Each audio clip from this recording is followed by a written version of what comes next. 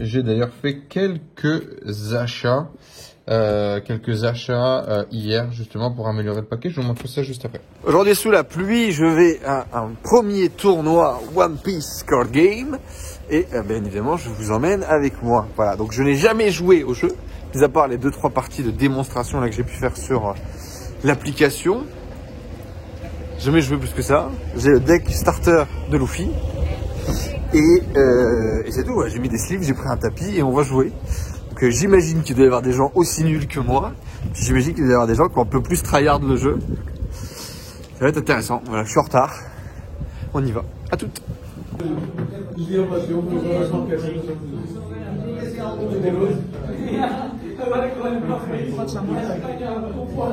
Hello, de retour du coup de notre petit tournoi hier. Alors c'était sympa, l'endroit était sympa, très geek sur les bords. J'ai fait 0-3, donc pas de miracle. J'ai joué du coup ce paquet-là, hein, le paquet starter Luffy. Je vais vous le montrer rapidement ici. Voilà, donc c'est vraiment le paquet de base. Hein. Voilà, sur le paquet de base, j'ai vraiment rien à changer dessus.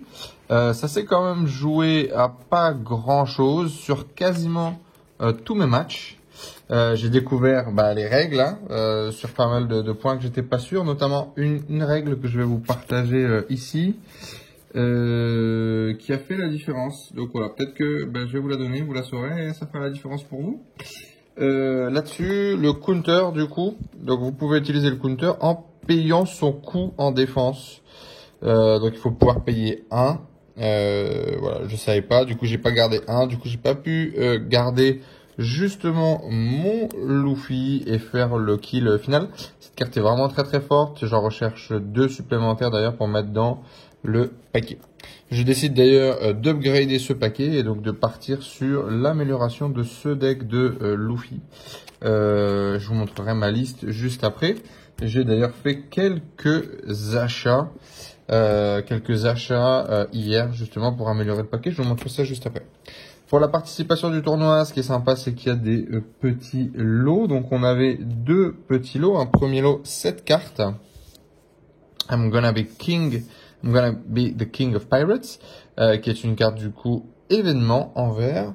Et on avait un petit tas de cartes avec des cartes un peu spéciales. Je vais vous les montrer. Donc on a Uta en leader, on a Gordon ici, on a Jellyfish Pirates et regardez avec des illustrations vraiment très sympas, le Kobe, le Sonic-kun et vous voyez en bas à droite c'est marqué Band Presto. Donc on voit que c'est des cartes spécifiques. Visiblement c'est pas des cartes qui sont autorisées en tournoi. Mais c'est sympa, hein. Pour tous les fans, pour tous les passionnés, c'est sympa. On a un Shanks ici, un Bartholoméo également avec le Band Presto juste en bas. Beppo en mode love, Elmepo, Ben Beckman, Monkey D, Luffy, What's Up et Trafalgar Law. D'ailleurs dans ma decklist ils en ont mis 4 de comme ça, decklist que j'ai copié du coup d'un site qui fait visiblement des bons résultats. J'ai copié ça donc on va voir, mais c'est vrai que c'est pas mal en défense. Et 2 petites cartes promo comme ça, Anime Heroes,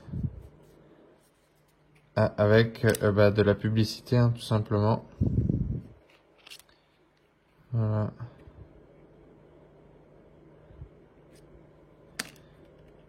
Et la dernière avec le film et les figurines du film. Donc voilà, c'était sympa. C'est sympa en tout cas d'avoir des petits cadeaux, d'avoir des bonus. Alors j'ai pas gagné, donc celui qui gagnait visiblement gagnait un prix supplémentaire.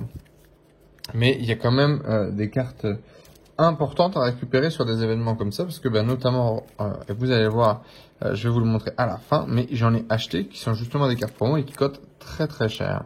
Donc là j'ai acheté 2 Monkey D Luffy comme ça qui vont rentrer dans ma decklist. Du coup qui ont le rush. On a 4 Bartholoméo qui également rentrent dans la decklist. Un bloqueur, avec un énorme boost quand on lui donne 2 dons. Le Sanji, le Chopper. Alors là, j'en ai acheté juste des communes pour les avoir, voilà, parce que je les ai pas. J'ai pas pu acheter de Romance Down. On a le Brook ici, on a Caribou, on a Frankie, on a Cavendish, on a un deuxième Sanji. Et celui-là, il est pas foil. Alors, je sais pas. Il me semble que c'est bien le même, hein, que je vous ai montré juste avant. Peut-être que je l'ai mis déjà là. Il me semble que c'est le même, mais une version foil et une version non foil. Donc ça c'est cool. On aura 2 Sanji qui vont rentrer dans la decklist. Ça c'est que des cartes pour le plaisir. On a une Uta qui est également foil, qui est également brillante. Je pense pas que je vais la jouer pour l'instant. La Nico Robin qui elle par contre va rentrer dans la decklist. Les deux sont foil. Et qui permet directement, quand elle l'attaque, de tuer un ennemi, un petit ennemi, donc en général ce compte bloqueur. Un Gordon, il m'en faut 4 également dans la decklist. Et on a un autre Brook. Les cartes sont en général near mint, elles sont de bonne qualité. J'ai acheté 10 centimes les communes, et puis j'ai acheté au prix de market cap pour le reste. Voilà, j'ai acheté quelques cartes ici juste pour les avoir en un exemplaire. Et avec Otama, avec Komashio ici. Ça m'a coûté un petit peu plus cher par contre. Alors là, j'ai acheté 2 Monkey D. Luffy promo à 4 € pièce, si je ne dis pas de bêtises. Mais il n'est pas joué dans ma decklist, si je dis pas de conneries. Et celui-ci par contre, qui est magnifique, qui lui par contre est joué dans ma decklist, qui coûte 26 $. Donc j'ai à peu près acheté tout ce lot de cartes, si je dis pas de bêtises, ça valait 36 $, 30 $, 36 $. Et je l'ai payé 30. Voilà, 30. Et j'ai acheté d'autres cartes, un autre mec à 3 $, donc enfin 3 €. Donc voilà, sympa. Les gens étaient vraiment cool, beaucoup d'échanges. De toute façon, j'ai besoin de cartes, donc c'était sympa. Bref, si cette vidéo elle vous a plu, eh bien n'hésitez pas à le dire. J'ai racheté des decks, il y avait des starter decks, donc je pense que je vais vous ouvrir d'autres starter decks.